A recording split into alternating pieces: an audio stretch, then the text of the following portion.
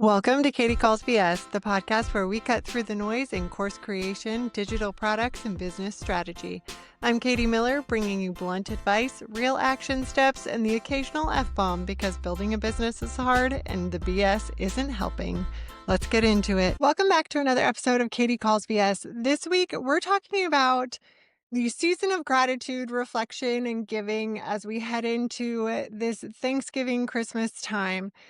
And I've seen a lot of posts about, like supporting small businesses and supporting our friends in small businesses. We share a lot about that. I love that. But I want to talk about a post I saw recently, and I shared it on my stories about blindly liking what your friends share on social media because you want to support them. It talked about how you just blindly like it, give it a double tap because it's your friend and you don't even need to see what they have to say because you want to support them. You know, it's someone in your circle, your community, so you're just going to like, share, and comment without even thinking about it, or you should. It's an easy like. And I love that idea, but it got me thinking about the posts that circulate every so often that say things like, it's so easy to support your friends in small business. Like a post, it takes 1 second. Sharing a story costs you nothing. Referring someone is free. All true. Hyping them up in comments requires zero commitment. It's very true. Most people think they're supporting friends because they're showing up online. But is that just the bare minimum of supporting your friends in small business by doing those things? How do we value our friendships and respect our business at the same time without turning everything into a transaction? As we build relationships and make connections and even become friends with other business owners, we have to remember that they may not become customers because support is not an invoice. Support shouldn't feel like pressure. But here's the BS. Likes, claps, and proud of you comments are the highest form of support. They're not. That's encouragement. And encouragement is amazing. It's just not the same as business support. Confusing the two is what causes stress, disappointment, and misaligned expectations. I know you've probably experienced it too, so you probably know exactly what I'm getting at. There are two types of support in business, and this is where you can protect your friendships in business. Both are valid, both matter. Neither one obligates the other.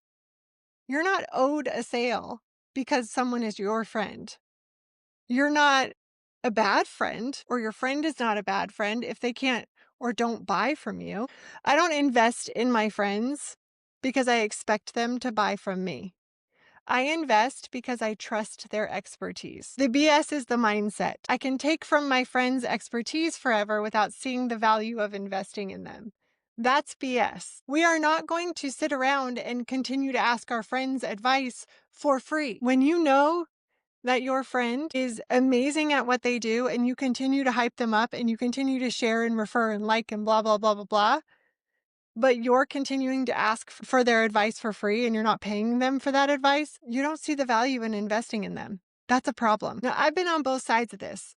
I've supported people deeply with my time, my money, my referrals, and then I've watched them bypass me completely for work I literally do for a living. And it hurts. I have to sit with that. I have to move on from it. I'm sure you've been in the same situation or similar situations. There's reasons for this. There's a familiarity bias. When you know someone well, you see their humanity, not just their expertise. That's a good thing. It's how the brain works. There's a parallel investment mismatch. Sometimes you invest in someone's offer because you're in that season where you need it. And they're not in a season where they need something from you. It's not betrayal, it's just timing. There's a skill alignment. Your friend may genuinely not be the ideal client for what you do, even if they love you deeply. There might be a support language difference.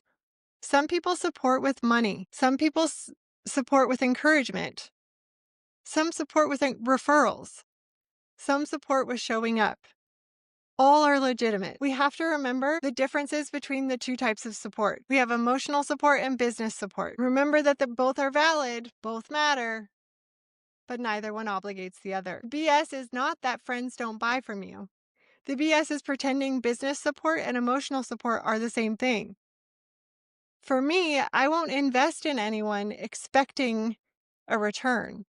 I'm not going to invest in my friends expecting them to later invest in my business because I invested with them.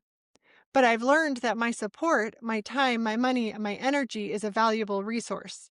I'm allowed to be intentional about who gets it. When we the two, we get our feelings hurt for the wrong reasons. We hold people to standards they never agreed to.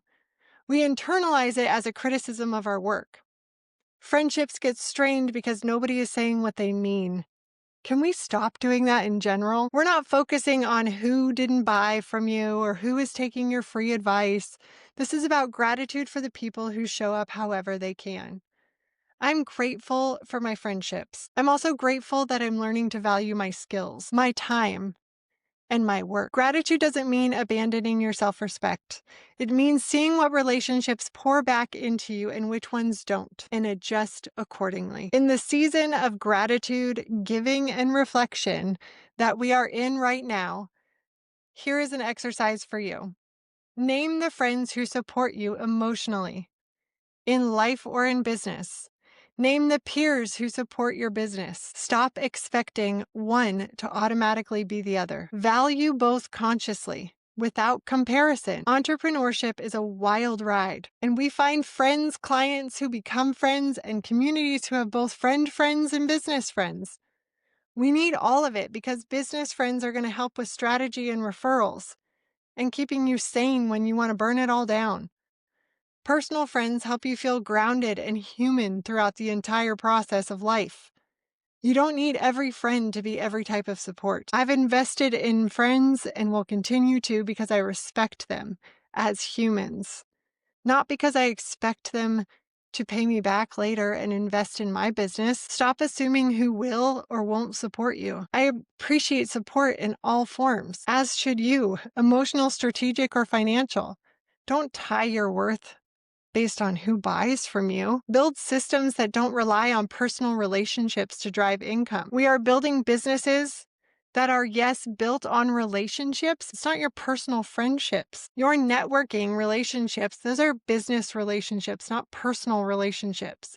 Be grateful and be clear about where your expectations live. You can be thankful for your people and still hold your boundaries as a business owner. Boundaries as a business owner are a beautiful thing. Your friendships don't need to become transactions. Your business doesn't need to hinge on who knows you personally. They can be two separate worlds. Let people support you in the ways they genuinely can, and support others in the ways that feel right for you. That's the stuff real relationships and sustainable businesses are built on. Be thankful for the people who see your expertise. Be thankful for the people who invest in you because they believe in you. And if someone doesn't, let that guide how much you keep pouring into them. It's not bitterness, it's just maturity and boundaries. Have a great day. If today's episode hit home, share it with a friend and hit follow so you never miss the next one. Until then, keep calling out the BS and building your business your way.